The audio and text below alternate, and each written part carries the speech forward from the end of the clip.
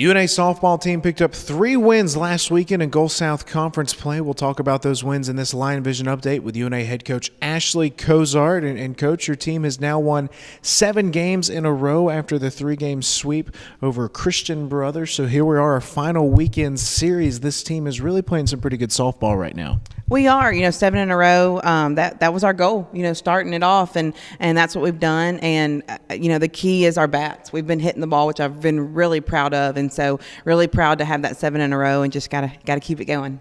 2 players that are really swinging the bat very well, and in the 3 wins over the weekend, Sydney Sanders and Marissa Hancock.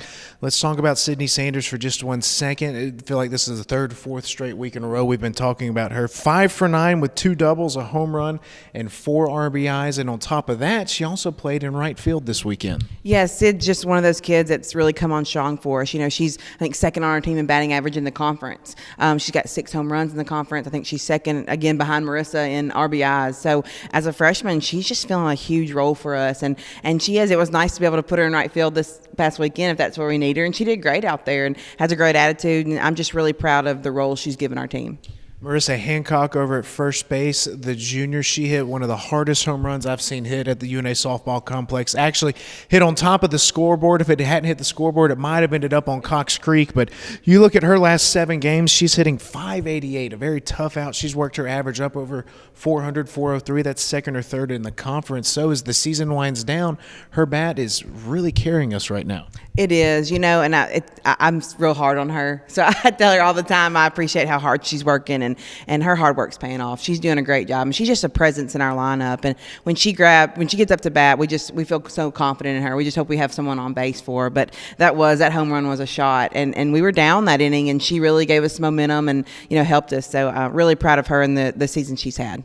The Lions won Game 1 8-6, Game 2 5-2, Game 3 9-1 on Monday. And Coach, let's jump into Game 2 when Hillary Carpenter was out on the circle, the senior wrapping up her home career at North Alabama, a 4-year standout. And on Sunday, playing the doubleheader, the 2nd game, it looked like the Hillary that we've grown accustomed to seeing. Lots of ground ball outs. She seemed to be throwing just like she normally does. She was. You could just tell she was confident on the mound, getting just a lot of weak ground balls, and that's her. That's when she's on. That's what she gets. And so really proud of her and getting her confidence and going into this weekend. And so she's just done an amazing job for us.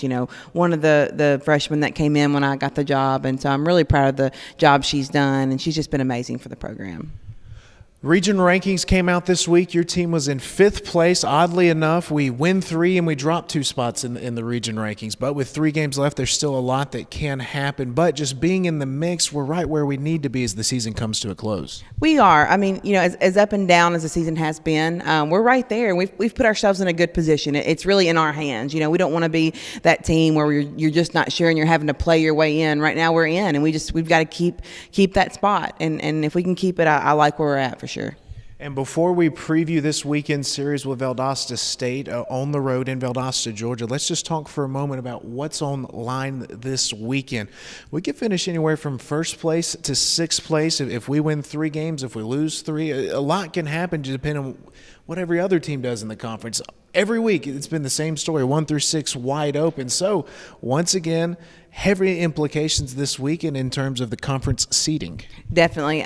We hadn't been able to relax one weekend. I keep thinking, hey, this is a weekend we can just kind of have a feel-good weekend, but it hasn't been that way. But hey, that's what softball's about, and that's what the GSE is about. It's just so tough, and you just never know what's going to happen from weekend to weekend. But again, so important this weekend, probably more important than anything. We've got to have a good showing this weekend, and the conference is important, but right now I think the region is the most important, and I think if we can win 2 out of 3, or I'm hoping for 3, we'll be strong in the region and hopefully still be top in the conference.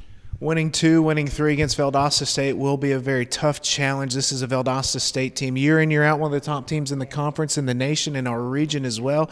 They started off very hot. However, they've had some injuries. Don't know what to expect this weekend. What's the scouting report on Valdosta? They hit the ball. They have a really good batting average as a team. But I think they are down a few arms. But, I'm sure it's probably senior weekend for them because it's their last weekend. So, and they play well at home. So we're going to have to come out and just scratch and claw and play tough. They always play. It's always a great series. So I expect, nothing less.